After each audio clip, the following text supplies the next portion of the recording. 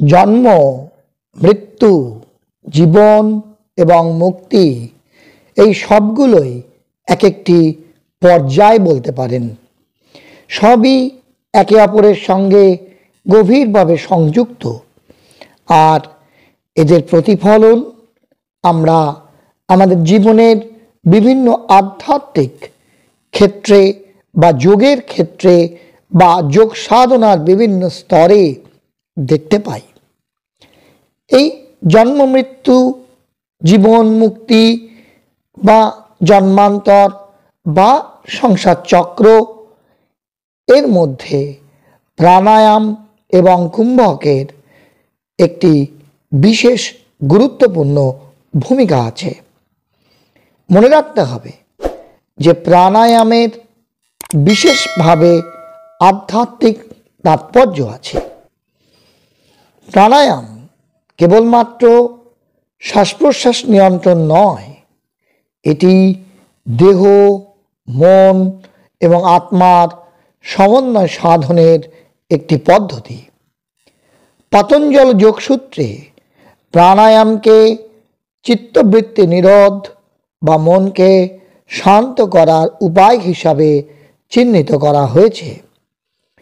এই প্রাণায়ামের তিনটি প্রধান ধাপ হল পূরক, কুম্ভক এবং রেচক। আর এই যে পূরক, কুম্ভক, রেচক এইগুলি জীবনের বিভিন্ন দিক ও স্তরকে নির্দেশ করে। পূরক কি?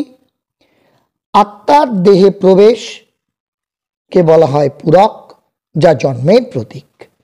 এটাই হলো জীবনের শুরু। এটি জীবনের সৃজনশীল শক্তিকে প্রতিফলিত করে।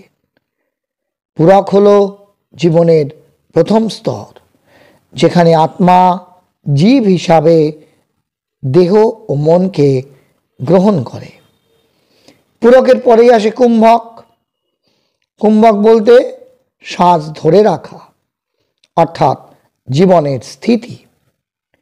কুম্ভক হলো স্থিতিশীলতা, যা জীবনের মূল স্তর। এটি জীবনের মধ্যবর্তী অবস্থাকে নির্দেশ করে, যেখানে আত্মা তার কর্ম ও সাধনার মাধ্যমে স্থিতি অর্জন করে। তবে খেয়াল রাখতে হবে যে কুম্ভকের কিন্তু দুটি দিক আছে বা দুই প্রকার কুম্ভক লক্ষ্য করা যায়। একটি হলো অন্তঃকুম্ভক, এটি শ্বাস গ্রহণের পরে আত্মার ভিতরের শক্তিকে ধরে রাখার প্রতীক। আরেকটি হলো বাহ্য কুম্ভক, এটি শ্বাস ছাড়ার পরে আত্মার বাহ্য জগৎ থেকে বিচ্ছিন্ন হওয়ার প্রতীক। এরপরে আসে রেচক।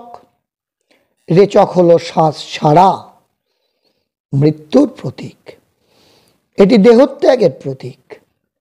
রেচক হলো সেই স্তর যেখানে আত্মা পুনর্জন্মের জন্য নতুন গন্তব্যে যাত্রা করে।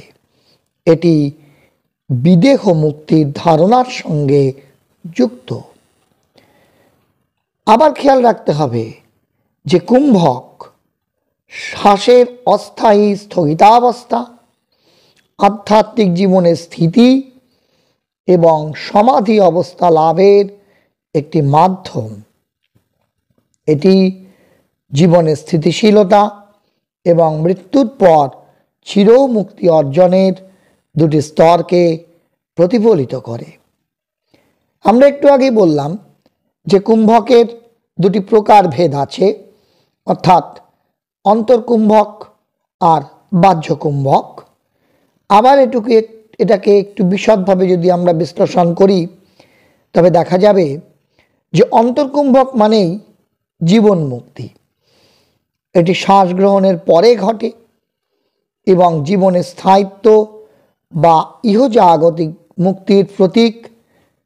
অন্তঃকুম্ভক যোগে ধ্যানের সময় মনকে একাগ্র করে এবং দেহ, মন, আত্মার সমন্বয় ঘটে। জীবিত অবস্থায় এমন অবস্থায় পৌঁছানো যেখানে ব্যক্তি মোহ ও মায়া থেকে মুক্ত হয়ে যায়। এটি জীবন মুক্তি নামে পরিচিত। এরপরে আসে বাহ্য কুম্ভক, যেটিকেও আমরা একটু আগে আলোচনা করেছি সংক্ষেপে। তার একটু বিশদ বিচার করলে দেখি যে বাহ্য কুম্ভক মানে বিদেহ মুক্তি। এটি শ্বাস ছাড়ার পরে ঘটে এবং মৃত্যুর পরের অবস্থা বোঝায়।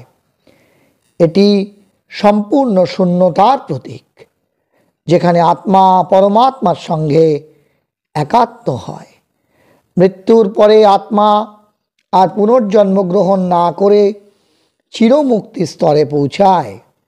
এটি বিদেহ মুক্তি নামে পরিচিত। যোগ সাধনায় বা যোগ দর্শনে এই কুম্ভক সাধনার মাধ্যমে দেহ ও মনকে শুদ্ধ করে পরম চেতনার দিকে এগিয়ে যাওয়া যায়।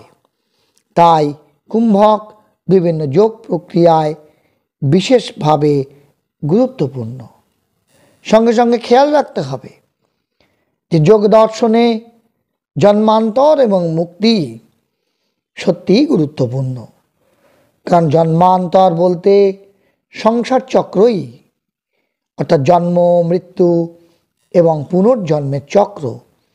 এটি তখনই শেষ হয় যখন আত্মা তার প্রকৃত সত্তাকে উপলব্ধি করে এবং মোক্ষ লাভ করে। তাহলে মুক্তিটা কিভাবে ঘটে? মুক্তিটা কি? মুক্তি বলতে মোক্ষ, এটিও আবার দুই প্রকার, জীবন মুক্তি আর বিদেহ মুক্তি। জীবনের মধ্যেই মোক্ষ অর্জন করা হলো জীবন মুক্তি, আর মৃত্যুর পর চির মুক্তি লাভ করাকে বলা হয় বিদেহ মুক্তি। তাই খেয়াল রাখতে হবে যে যোগ এবং জীবন সম্পূর্ণ আলাদা দুটি বস্তু নয়, বা ভিত্তি নয়, বা পর্যায় নয়, বরং পরস্পরের সঙ্গে সম্পর্কযুক্ত। তাই যোগ এবং জীবন একটি প্রাণকর্ম। সুতরাং যোগ দর্শন বলছে যে জীবন নিজেই এক প্রাণকর্ম। এটি কেবল শারীরিক কর্মকাণ্ড নয়, এটি আত্মার পরিশুদ্ধি এবং মুক্তির দিকে এগিয়ে যাওয়ার একটি প্রক্রিয়া। পুরক, কুম্ভক এবং রেচক, এই তিনটি ধাপ জন্ম, জীবন এবং মৃত্যুকেই নির্দেশ করে।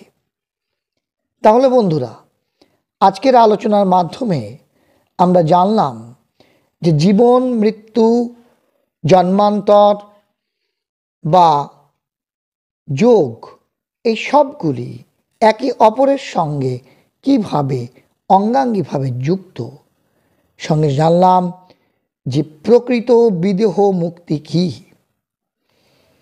আজকের এই আলোচনা যদি আপনার ভালো লেগে থাকে, যদি আপনাকে সমৃদ্ধ করে থাকে, তবে অবশ্যই আপনার পরিচিত জনদের মধ্যে শেয়ার করে দিন। সঙ্গে লাইক করুন, কমেন্ট বক্সে আপনার সুচিন্তিত মতামত লিখে জানান, আর অবশ্যই চ্যানেলটিকে সাবস্ক্রাইব করে আমাদের পাশে থাকুন। সকলে খুব ভালো থাকুন, সুস্থ থাকুন, আনন্দে থাকুন। ধন্যবাদ।